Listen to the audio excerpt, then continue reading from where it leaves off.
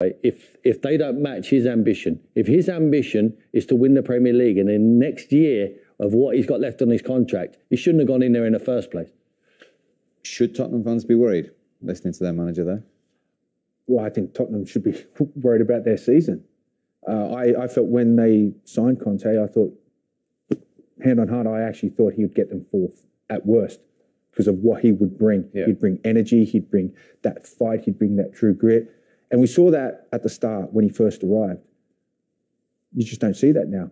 And I think, like I said, there's so many stuff circulating Spurs. No one knows exactly what's happening there. But if you're saying Levy's allowing them to do whatever they want with their players, then he certainly wouldn't make anyone sell any players. If he's happy with the players they brought in, Daniel's brought them in very recently, them guys who left the club. So what's Antonio Conte not happy with, do you think? I've no idea. No idea. He's not happy with the result tonight, and I think he takes it. I think he takes it. I think he takes it personally. I think he very much takes it really hard. Takes it to heart. But I think you nail on the head there, where you said, like, even next year, he ain't going to be competing.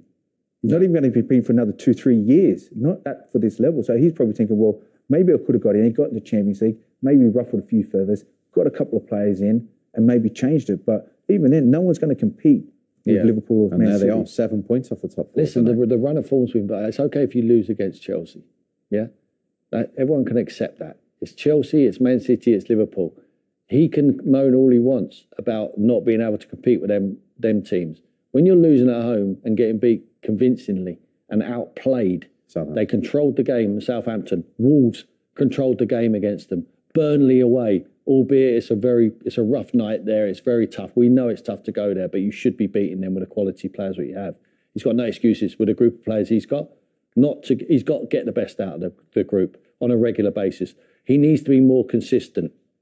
At the moment, the consistency is not there. Fantastic at the weekend. We all enjoyed the performance. And he sent a tweet out saying, counter-attacking football, take a look at this. And it was, about their passing, whether they made one of the goals. Great. He was very, very high that day. Tonight, he's very, very low. I think he needs to find a happy medium. Okay, that's the Tottenham side of the story. You heard the stats out of Sean Dyche's own mouth there. They've suddenly got a bit of confidence, a bit of consistency. Definitely. And the one thing that you'll get from Sean Dyche's team is that they will fight every single game. Whether they're playing great football or not great football, they will give it their all. And that's what he installs in every single player that he has. He plays a simple system. He works that system. And he relies on his big centre-halves coming up, especially on nights like that, to nick a goal. Technically they could have went down with Harry Kane's header, but they stuck in there. They rode their luck 1 or 2 times.